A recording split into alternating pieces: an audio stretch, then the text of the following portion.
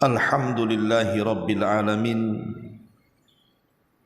Ar-Rahmanir Rahim Maliki Yaumiddin Wassalatu wassalamu ala asrafil anbiya'i wal mursalin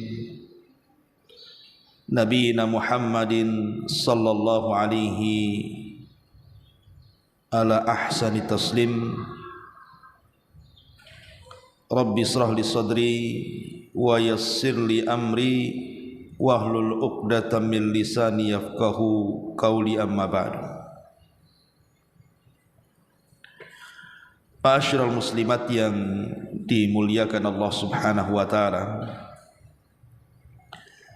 Alhamdulillah, di pagi menjelang siang ini kita bisa duduk untuk bertalabul ilmi di Masjid Nidaul Ilmi, dan pembahasan di pagi menjelang siang ini kita akan membahas seputar kematian. Ma'asyiral muslimat yang dimuliakan Allah Subhanahu wa taala. Allah Subhanahu wa taala berfirman, kullu nafsin dha'iqatul maut. Setiap jiwa itu pasti mengalami kematian. Walaupun seseorang itu berusaha menjauh dari kematian, bahkan sekiranya membentengi dirinya dari kematian dengan benteng-benteng yang sangat kokoh sekalipun, tetap saja yang namanya kematian itu akan datang menjemputnya. Ainama takunu yudrikumul mautu walau kuntum fi burujin musayyadah. Dimanapun kalian berada, kata Allah Subhanahu wa ta'ala, sekalipun kalian berada di balik benteng yang kokoh pun, pasti kematian akan menjemput kalian. Karena yang namanya kematian itu sebuah kepastian. Tidak ada manusia satu pun di permukaan bumi ini yang tidak atau kebal dengan kematian. Hatta para nabi sekalipun, semua pasti akan disentuh dengan kematian. Siapapun, baik dia orang kaya ataupun orang miskin, baik dia pejabat ataupun rakyat, baik dia orang mulia ataupun orang hina, dan begitu seterusnya. Kematian itu tidak pernah melihat orang. Kalau sudah datang saja waktunya, la yastakhiruna sa'atan wa la yastaqdimun. Tidak mungkin diakhirkan, tidak mungkin dikedepankan. Pas waktunya. Ma'asyiral muslimat yang dimuliakan Allah Subhanahu wa ta'ala, maka seorang muslim dengan kematian harus menjadi pelajaran.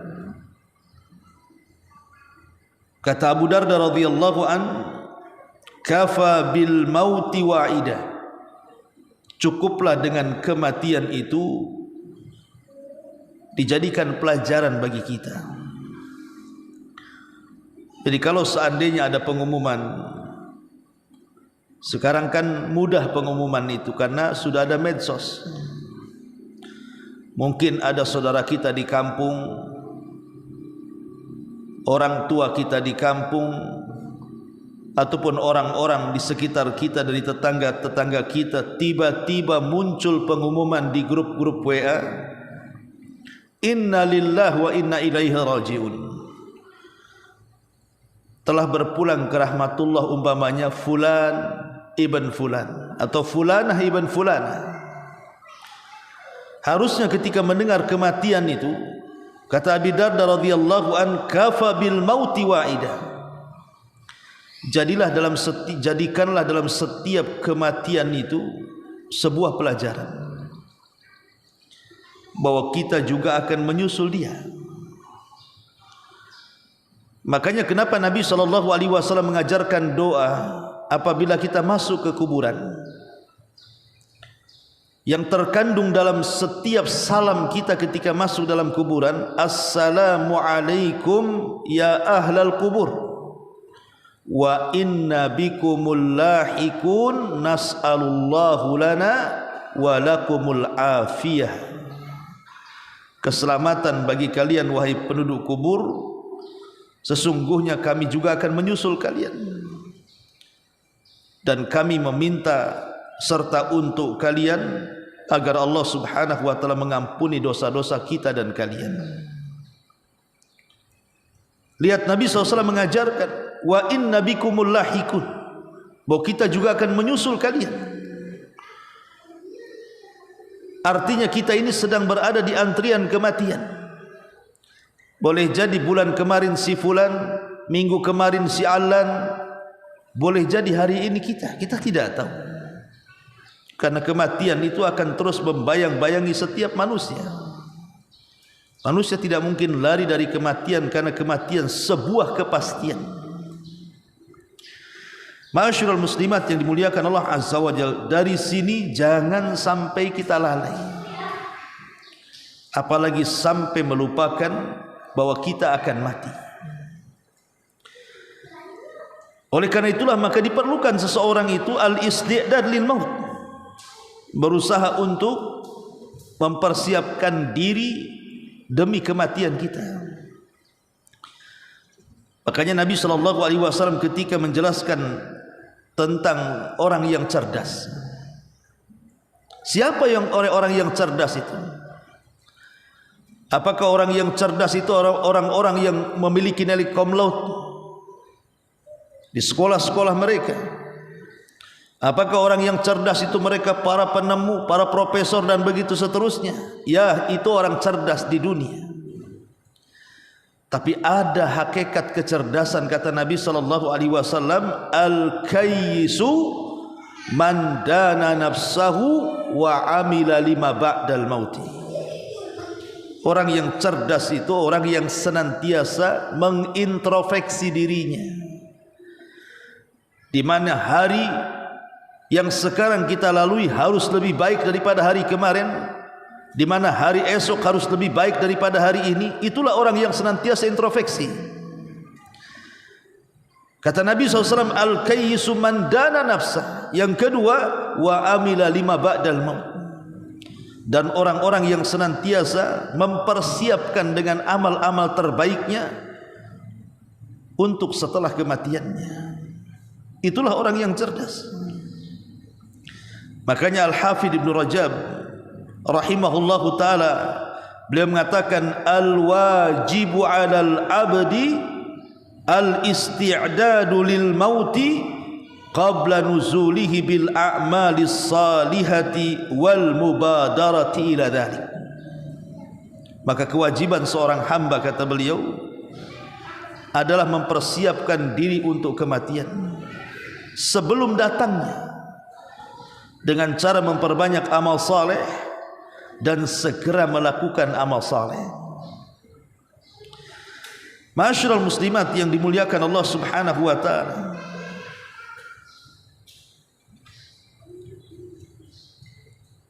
Abu Darda radhiyallahu anhu satu hari melihat seseorang yang sudah menjadi jenazah. Jadi ada jenazah lewat di hadapan Abu Darda radhiyallahu anhu. Kemudian dia mengatakan, man hadza, siapa orang ini? Man hadza, siapa orang ini? Faqala Abu Darda mengatakan, hadza anta, ini adalah kamu. Jadi Abu Darda mengatakan, ini adalah kamu, kepada orang yang bertanya, jenazah siapa ini? Ya, sekali lagi Abu Darda melihat jenazah. Tiba-tiba datang seseorang ke Abu Darda menanyakan, ya Abu Darda, ini jenazah siapa? Kata Abu Darda, ini kamu, kepada orang yang bertanya. Maka orang ini mengatakan, ya Abu Darda, aku masih hidup. Yang mati bukan aku ingin bertanya kepadamu, siapa orang itu yang mati itu? Maka Abu Darda radhiyallahu anhu mengatakan, kenapa saya katakan ini kamu? Karena Allah mengatakan, innaka mayyitun wa innahum mayyitun. Engkau akan mati sebagaimana dia sudah mati. Ya, memang orang itu yang mati, tapi engkau juga akan menyusul dia. Kemudian dia mengatakan, wahai fulan, kalau seseorang diingatkan dengan kematian, fa'udda nafsaka, maka siapkan dirimu. Ma'asyiral muslimat yang dimuliakan Allah Subhanahu wa taala. Wahab Ibn Munabbih rahimahullahu taala, beliau mengatakan, yunadi munadin abna'u sittin uddu anfusakum fil mauti. Kata Wahab Ibn Munabbih, dia mengatakan, kalau seandainya ada orang yang memanggil diri kalian, wahai orang-orang yang usianya sudah 60 tahun, persiapkan diri-diri kalian dari kematian. Wahai orang-orang yang berusia 60 tahun, persiapkan diri-diri kalian untuk kematian. Kenapa Wahab bin Munabbih mengatakan seperti itu? Karena Nabi SAW membatasi usia umat Islam itu 60 sampai 70 tahun. Maka dia mengatakan seperti itu. Dan perkataan yang sama dikatakan oleh Sufyan Ats-Tsauri rahimahullahu taala, man balagha sinna Rasulillah sallallahu alaihi wasallam falyattakhid nafsahu kafana. Siapa yang usianya sudah sama dengan usia Nabi. Berapa usia Nabi? 63 tahun. Kata Sufyan Ats-Tsauri, falyattakhid nafsaha kafanan. Sebaiknya belilah kafan, siapkan kafan untuk mengkafaninya. Lihat bagaimana para ulama salaf mengingatkan dari segi usia. Tapi bukan berarti kemudian persiapan kematian itu kalau sudah usianya 60 tahun, tidak. Para ulama ini hanya melihat dari segi sabda Nabi SAW bahwa usia umat itu dibatasi 60 sampai 70 tahun. Yang namanya persiapan kematian ya sebelum itu. Dari sekarang kita harus menyiapkan kematian, baik usia kita masih 30, 40, 50. Karena yang namanya kematian itu tidak pandang usia. Cuman umumnya kalau orang sudah usia 60 tahun ke atas itu lebih dekat dengan kematiannya. Ma'asyiral muslimat yang dimuliakan Allah Subhanahu wa taala. Rabi ibn Khaytham rahimahullahu taala. Rabi ibn Khaytham, dia mengatakan, aksiru dzikra hadzal mauti fa innahum lam tazuqu qablahu mithlah. Kata Rabi ibn Khaytham, ingatlah kalian atau perbanyaklah oleh kalian ingat akan kematian ini, karena kalian tidak akan merasakan yang seperti kematian. Kenapa kemudian beliau mengingatkan soal sakaratul maut? Karena sakaratul maut itulah yang menghancurkan seluruh kenikmatan yang pernah kita kumpulkan di dunia. Kalau semasa muda kita kumpulkan berbagai macam kenikmatan dunia. Kita ingin lahan tanah, kita beli lahan tanah. Kita ingin rumah, kita bangun rumah. Kita ingin kendaraan, kita beli kendaraan. Kita ingin pakaian yang enak, kita belikan pakaian yang bagus, yang mewah, tas dan begitu seterusnya. Ketika kita masih hidup, semua kenikmatan itu bisa kita gunakan. Tapi kalau datang sakaratul maut, maka semua kenikmatan dunia itu hanya tinggal kenangan. Karena semua akan ditinggalkan dan tidak mungkin akan dibawa ke dalam kuburan. Karena kalau ada orang yang mati itu, yang akan mengikuti adalah tiga perkara. Satu, keluarganya. Dua, hartanya. Dan tiga, amalannya. Adapun hartanya, maka dengan semata-mata kematiannya terputuslah dari dia. Adapun keluarganya, semata-mata dikuburkan di liang lahat, maka keluarganya akan meninggalkan dia. Adapun amalannya, inilah yang akan masuk ke dalam kuburannya. Idza mata ibnu Adam in qata'a amaluhu illa min salasin, sadaqatin jariyah aw ilmin yuntafa'u bihi aw waladin salihin yad'u lahu. Kalau anak Adam itu meninggal dunia, maka tidak ada yang dibawa kecuali tiga perkara: ilmu yang bermanfaat, sedekah yang mengalir, dan anak soleh yang mendoakan orang tua setelah kematiannya. Ma'asyiral muslimat yang dimuliakan Allah Azza wa Jalla, dikatakan dari ucapan Ka'ab al-Akhbar radhiyallahu anhu. Apa kata Ka'ab al-Akhbar, seorang rahib di zaman Umar yang masuk Islam? Man arafal mauta hanat alaihi masaibat dunya wa gumumuha.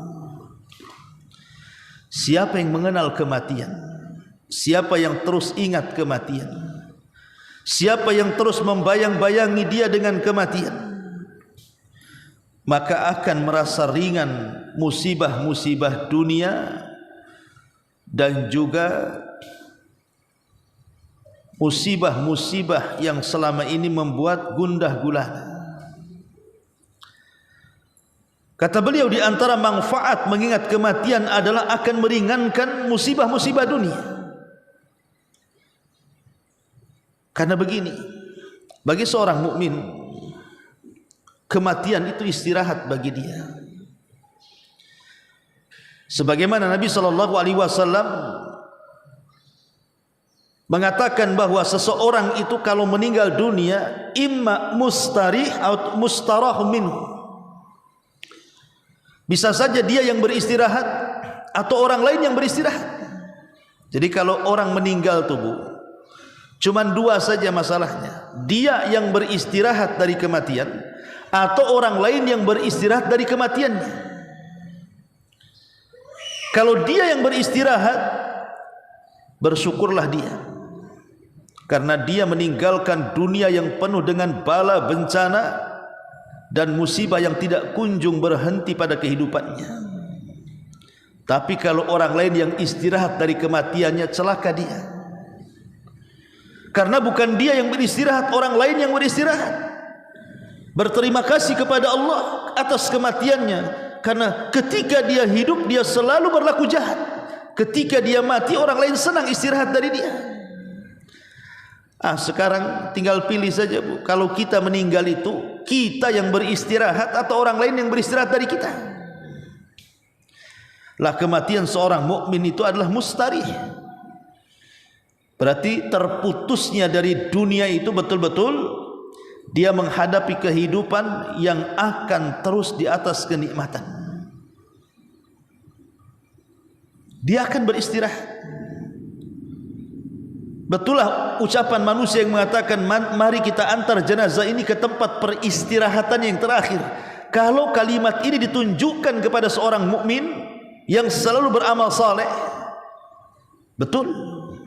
Tapi kalau kalimat ini ditunjukkan kepada orang jahat, ingat, kuburan itu bukan akhir perjalanan dia, bukan akhir tempat peristirahatan dia. Justru dia akan mempertanggungjawabkan semua yang dilakukan dia selama di dunia, apakah baik ataukah buruk. Makanya di sini Ka'ab al-Akhbar mengatakan bahwa man arafal mauta hanat alaihi masaibud dunya. Siapa yang ingat kematian, maka hilanglah masalah-masalah dunia. Masyarul muslimat yang dimuliakan Allah Azza wa Jalla, Umar bin Abdul Aziz rahimahullahu ta'ala mengatakan, man aktsara dzikral mauti ijtara'a minad dunya bil yasir wa in istash'arta dzikral mauti fi lailik aw naharik bughidha ilaika kullu fanin wa hubbiba ilaika kullu bakin. Kata Umar bin Abdul Aziz, dia mengatakan, barang siapa yang memperbanyak mengingat kematian, barang siapa yang banyak mengingat kematian, bagi dia dunia itu perkara ringan. Sebab engkau kalau merasakan dengan cara mengingat kematian di malam dan di siang harimu, maka engkau akan dibencikan kepadamu sesuatu yang mudah musnah dan akan dicintakan kepadamu sesuatu yang akan kekal. Dan kekekalan tidak mungkin ada kecuali di akhirat. Surgalah yang kekal atau neraka yang kekal. Dunia ini tidak akan kekal. Ma indakum yanfud wa ma indallahi bakin. Apa yang ada di sisi kalian itu akan lenyap. Yang kekal itu hanya di sisi Allah Subhanahu wa ta'ala. Kemudian juga Hasan Al-Basri rahimahullahu ta'ala, beliau mengatakan, ma aktsaru 'abdin dzikrul mauti illa ru'iya dzalika fi amalihi wa la tala amalu 'abdin qad illa asa'al amal. Dia mengatakan, siapa yang banyak seorang hamba mengingat kematiannya, maka dia pun akan disegerakan untuk melakukan amal saleh.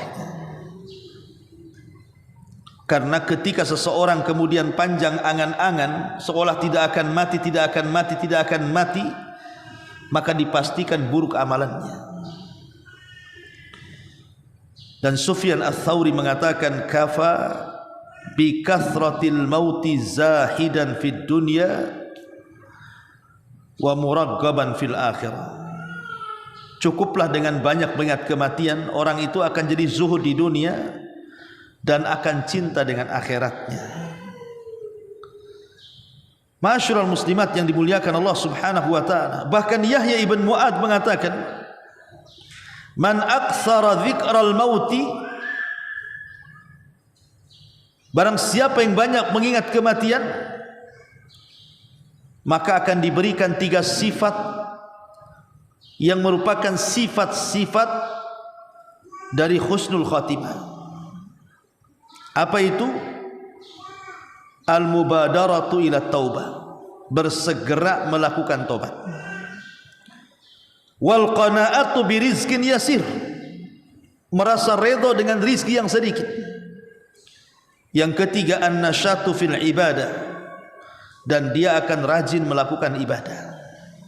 Inilah 3 perkara. Ibu kalau selalu ingat mati, pasti ibu akan disifatkan dengan sifat ini. Pertama, bersegera untuk bertobat karena takut kalau seandainya datang kematian kita belum bertobat. Yang kedua, al-qanaatu birizqin yasir, redha dengan pemberian walaupun sedikit, karena dia tahu bahwa ada rizki Allah yang jauh lebih besar daripada di dunia. Apa itu? Surga Allah. Jadi dia merasa qanaah, tidak ada masalah. Toh masih ada kehidupan setelah kematian kok. Kenapa aku tangisi yang susah di dunia ini? Ada perkara yang lebih besar di akhirat. Tak usah ditangisi perkara kecil. An-nasyatu fil ibadah. Dan akhirnya orang ini akan rajin melakukan ibadah. Masyarul muslimat yang dimuliakan Allah Subhanahu wa ta'ala, makanya dikatakan oleh Imam Ghazali rahimahullahu ta'ala, orang yang senantiasa mengingat kematian, maka dia akan mendapatkan thawabun wa fadlun, pahala yang banyak dan keutamaan. pahala yang banyak dan keutamaan. Adapun orang yang jauh dari mengingat kematian, maka akan ditimpakan kepadanya dosa dan kelalaian. Nauzubillah. Ma'asyiral muslimat yang dimuliakan Allah Subhanahu wa taala, tidak syak lagi bahwa kematian itu sesuatu yang sifatnya baghtah. Baghtah itu datangnya tanpa pemberitahuan. Kadang-kadang orang merasa sehat badannya, di medical check up pun tidak adalah badan ini, dalam badan ini ada penyakit-penyakit yang membahayakan, yang mengantarkan kepada kematian umumnya manusia. Tapi karena kematian itu sifatnya baghtah, datangnya tanpa pemberitahuan, tiba-tiba saja malaikat maut datang. Betapa banyak orang sehat tiba-tiba meninggal. Betapa banyak orang-orang sehat tiba-tiba meninggal. Dan banyak orang sakit kok tak mati-mati pula dia. Betapa banyak anak-anak muda yang belum tua dia meninggal, tapi ada orang tua tak mati-mati juga dia. Jadi karena kematian itu tidak ada alamat yang pasti, dan datangnya juga tiba-tiba serta tanpa ada pemberitahuan dari Allah Azza wa Jalla, maka sudah selayaknya lah seorang muslim itu mempersiapkan dirinya, karena itu sebuah kepastian. Ma'asyiral muslimat yang dimuliakan Allah Subhanahu wa taala, oleh karena itulah maka ada hal-hal yang ingin saya jelaskan, karena kematian ini juga sesuatu yang memberatkan bagi setiap manusia, karena dalam kematian itu ada sakarat. Ada sakarat itu ada perkara-perkara yang menyakitkan. Orang ketika dicabut nyawanya itu sakit. Bahkan Nabi SAW sendiri yang merasakan perkara itu. Saat detik-detik wafatnya Nabi SAW mengatakan, ala wa inna lil mauti la sakarat. Ingatlah, dalam kematian itu ada rasa sakit. Nabi SAW mengatakan dalam hadis Ummul Mukminin Aisyah radhiyallahu anha, man ahabba liqa Allah ahabba Allahu liqa'ah, wa man kariha liqa Allah kariha Allahu liqa'ah. Siapa yang cinta berjumpa dengan Allah, Allah cinta berjumpa dengan dia. Siapa yang benci berjumpa dengan Allah, Allah benci berjumpa dengan dia. Jadi ada orang-orang yang Allah cintai saat menghadap kepadanya, dan ada orang-orang yang Allah benci saat berpulang ke hadapannya. Lah tentu kita hanya ingin menjadi orang-orang yang Allah cintai saat kita berjumpa dengan Allah. Dan salah satu perjumpaan kita dengan Allah itu saat sakaratul maut. Saat sakaratul maut itulah kita akan diberjumpakan dengan Allah, karena ruh kita ini akan diangkat ke langit, menembus langit pertama, kedua, ketiga sampai ketujuh, dan dihadapkan dengan Allah. Kemudian Allah katakan kepada para malaikat yang membawa ruhnya, kembalikan ruh ke dalam jasadnya, angkat amalnya, letakkan di Illiyin. Artinya kematian itu juga adalah sesuatu yang akan menjumpakan setiap orang yang mengalaminya dengan Allah Azza wa Jalla. Tapi ada orang-orang yang tidak berjumpa dengan Allah, sebab seluruh langit ditutup pintunya, dia tidak bisa menembus langit. Sampai Allah katakan, letakkan tuh ruhnya ke dalam jasadnya, lemparkan catatannya, letakkan di sijil. Dan mereka lah orang-orang kafir yang Allah katakan, la tufattahu lahum abwabus sama wala yadkhulunal jannah hatta yalijal jamalu fi samil khiyat. Mereka tidak akan dibukakan pintu-pintu langit, dan mereka tidak akan masuk surga sampai ada cerita unta masuk ke liang jarum. Ma'asyiral muslimat yang dimuliakan Allah Subhanahu wa taala, maka kita berharap kita adalah orang-orang yang saat meninggal dunia Allah cintai, karena kita cinta berjumpa dengan Allah. Dan Nabi SAW mengatakan, man aradallahu al-'abda khairan ajjalallahu uqubatah. Barang siapa yang Allah kehendaki bagi seorang hamba itu kebaikan, maka Allah akan segerakan azabnya di dunia. Jadi kalau Allah berkehendak kita ini orang baik, Bu, maka pasti Allah akan segerakan azab kita ini di dunia sebelum akhirat. Dan akhirat mungkin tidak akan diazab lagi, karena semua azabnya sudah Allah berikan di dunia. Boleh jadi azab itu berupa musibah, entah musibah kesehatan, entah musibah keluarga, entah musibah orang lain, entah musibah ekonomi, macam-macam lah musibah itu kan. Tapi dia bisa melewatinya. Ya. Kalaupun seandainya adalah yang tersisa dosa, mungkin tidak banyak dosa itu, karena belum sempat dihapus oleh Allah Subhanahu wa taala, lah boleh jadi dosa yang sedikit itu, itulah yang menjadikan sakaratul maut, sakitnya dia saat kematian. Karena kata ulama salaf, kenapa dalam kematian itu ada rasa sakit? Kalau dia seorang mukmin, boleh jadi itu sisa-sisa dosanya, supaya Allah Subhanahu wa taala menghapuskan dosanya di dunia dan tidak membawa dosa ke akhirat. Tapi kalau rasa sakit dirasakan orang kafir, munafik, orang zalim, orang mujrim, orang jahat, berarti itu awal dari azab yang Allah timpakan di dunia untuk lebih diazab lagi kelak setelah kematian.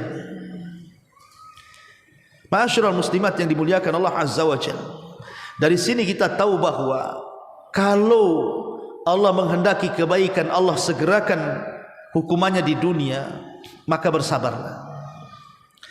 Kalau Allah Subhanahu wa taala menimpakan banyak musibah kepada kita, bersabar, karena sabar itu salah satu jalan meringankan kematian kita, meringankan saat sakaratul maut kita. Karena sabar ini pahalanya besar. Innama yuwaffas sabiruna ajrahum bighairi hisab. Pahala orang yang sabar tanpa hisab. Jadi kalau kita ditimpa musibah, sabar. Yang kedua, mintalah pahala dari musibah yang Allah timpakan kepada kita. Allahumma ajurni fi musibati, ya Allah berikan pahala akan musibah yang menimpa diriku. Ini yang pertama, sabar dari musibah-musibah dan bala yang Allah ujikan kepada kita. Ini yang bisa meringankan detik-detik sakaratul maut kita. Kemudian yang kedua, perbanyak istighfar. Perbanyak istighfar. Karena boleh jadi setelah kita sabar, tetapi kemudian masih adalah dosa-dosa itu yang belum dihapuskan oleh Allah Subhanahu wa taala saat detik-detik sakaratul maut itu. Maka dosa-dosa yang kecil ini bisa kita hapuskan dengan istighfar. Dan tentu sering saya ulang-ulang bahwa seafdal-afdalnya istighfar adalah sayyidu istighfar, penghulunya istighfar. Allahumma anta rabbi la ilaha illa anta khalaqtani wa ana abduka wa ana ala ahdika wa wa'dika mastata' a'udzubika min syarri ma sana' abu'u laka bi ni'matika 'alai wa abu'u bi dzambi faghfirli fa innahu la yaghfiru dzunuba illa anta. Inilah sayyidul istighfar. Siapa yang dibaca di malam hari, kata Rasul, kalau Allah takdirkan dia meninggal masuk surga. Siapa yang dibaca di pagi hari, kalau dia meninggal sebelum sore hari, dia masuk surga. Itulah sayyidul istighfar.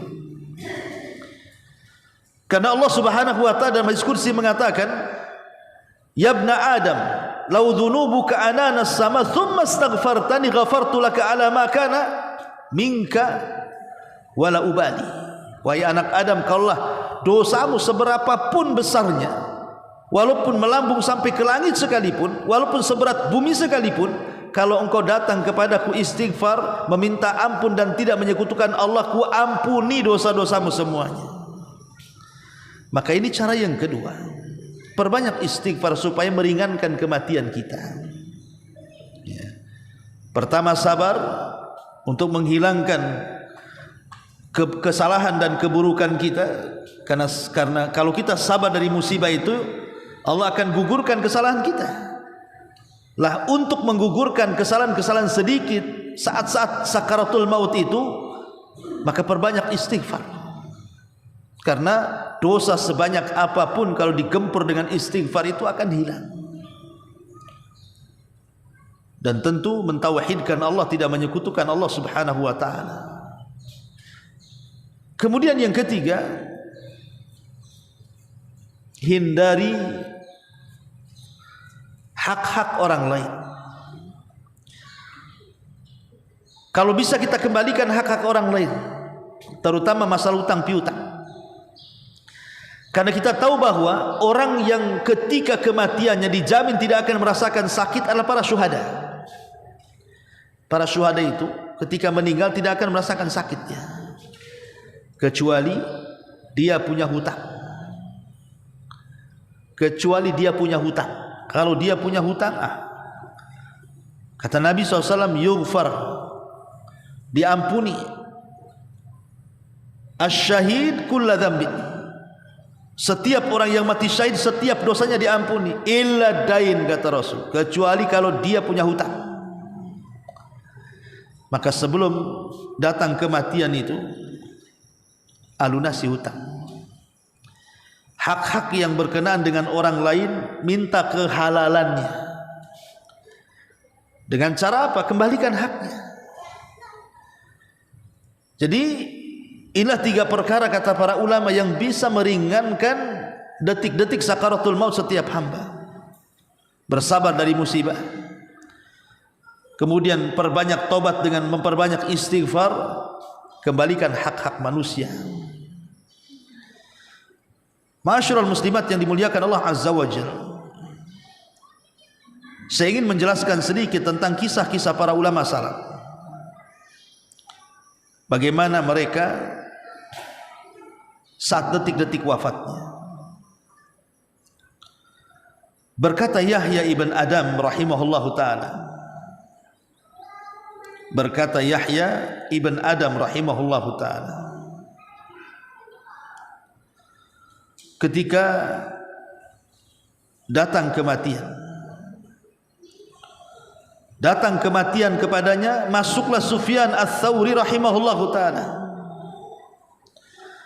Kemudian dia pun seolah-olah mengerung kesakitan karena sakit yang dideritanya.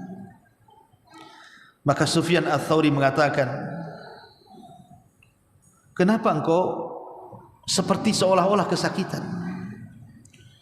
Maka dia mengatakan, fa wallahi lawaditu anni mutu sa'ah, demi Allah, kalau aku memang berkehendak, aku ingin kematianku ini tidak terlalu lama, sekejap saja. Begitu para ulama salaf tahu. Sebab kita lihat ada orang-orang yang diuji itu tidak mati-mati, Bu, tapi dikomakan. Karena ada orang yang dikomakan itu bertahun-tahun kan, Bu, berbulan-bulan dia koma, nggak mati-mati juga. Ya sehat tidak, mati juga tidak. Antara hidup dan mati orang koma. Makanya kemudian Yahya ibn Adam mengatakan, lawaditu anni mutu sa'ah, kalau bisalah kematianku ya Rabb, segerakan, jangan dilambatkan ataupun dilama-lamain. Ma'asyiral muslimat yang dimuliakan Allah Azza wa Jalla. Kemudian ketika Ibrahim An-Nakhai rahimahullahu ta'ala sedang sakit, faqalu, maka sahabat-sahabatnya mengatakan, ya Aba Imran ma yubki. Jadi Ibrahim An-Nakhai saat sakit itu dia menangis. Jadi orang-orang di sekitarnya dari kerabat dan sahabatnya mengatakan, apalah yang membuat engkau menangis wahai Aba Imran, kunyah daripada Ibrahim An-Nakhai ini. Qala, maka kata Ibrahim An-Nakhai, wa kaifa la abki wa ana antadiru rasulan min rabbi yubashshiruni imma bihadihi wa imma bihadihi. Bagaimana tidak nangis aku, kata Ibrahim An-Nakhai. Bagaimana aku tidak menangis? Sementara aku ini tinggal nunggu saja utusan dari Allah Subhanahu wa ta'ala yang akan menghabarkan kepadaku dengan berita yang baik atau dengan berita yang buruk. Maksudnya malaikat maut. Itulah ketakutan para ulama, padahal mereka ulama. Ibrahim an-Nakha'i itu ulama dunia, Bu. Ulama dunia. Ulama yang alim, zahid, wari'. Dipuji para ulama. Tapi saat kematiannya dia mengatakan, bagaimana aku tidak menangis sementara aku sedang menunggu utusan Allah yang membawa berita kepadaku dengan berita kebaikan atau berita keburukan.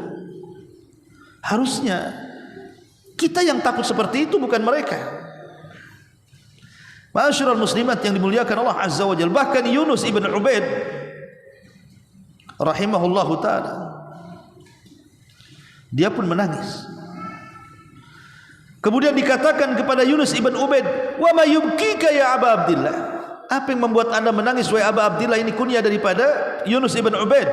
Kemudian dia mengatakan, qadamayya lam tughbara fi sabilillah, aku menyesal kenapa kedua kakiku tidak digunakan untuk jihad di jalan Allah dan tersentuh debu-debu para mujahidin, katanya. Subhanallah, ya. Ma'asyiral muslimat yang dimuliakan Allah Subhanahu wa taala. Umar bin Abdul Aziz